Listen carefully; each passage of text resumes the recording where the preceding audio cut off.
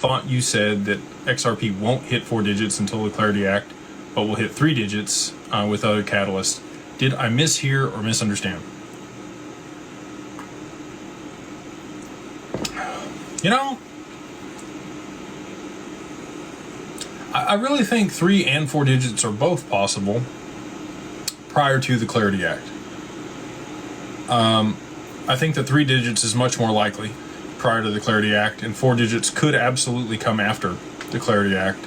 And the reason for that is it really can't start being used for back-end settlement until it's at least 3 digits at scale, you know, for the back-end settlement of the stock market or for SWIFT or for FX or commodities. And then, you know, once we know how it's regulated and how it can be used and transacted with, banks can already hold crypto to be able to settle transactions. The OCC has given them the authority to do so.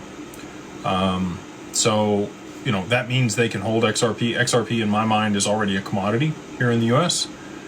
Because, you know, the CFTC, obviously, Caroline has gone on to MoonPay at this point, but she met with Brad frequently when she was at the CFTC, and XRP is obviously listed on Bitnomial with a USD pair and traded as a commodity alongside Bitcoin and ETH.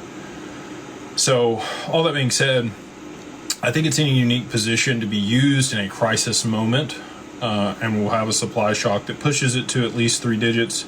But 4 digits could happen before the Clarity Act, but I think I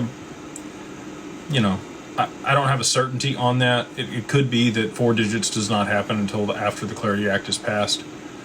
The other thing I would say is I don't know when the Clarity Act is going to be passed. If we don't get to some type of consensus on it here in the next really week, it's going to be very difficult, and it could be a much longer path to market for regulation here in the U.S. So let's say, you know, we go another week, they finally get something drafted, it's put up for vote. Congress is really going to be focused on the funding bill toward the end of this month. If they don't get that passed, the government's going to shut down again. And they're not going to allow competing bills to take away from that. And we saw, even with focus on that, we had a government shutdown of 40 plus days last year. If, you know, something similar were to take place, we're really into March and midterms at that point. And, you know, Congress really won't get in the full swing of things again until mid to late Q2, maybe even early Q3, before they'd even be able to vote for the Clarity Act again.